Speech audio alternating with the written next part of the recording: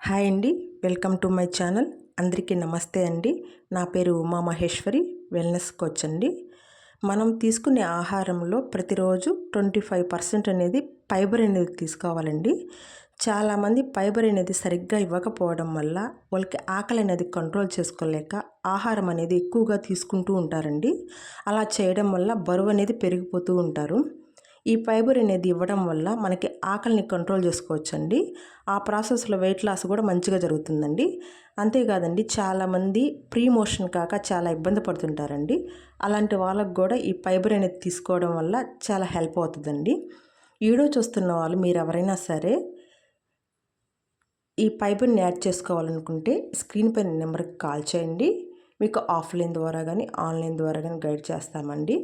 Fibre అనేది ఎప్పుడు తీసుకోవాలి, ఎలా తీసుకోవాలి, అవన్నీ చాలా ఇంపార్టెంట్ అండి. Thank you.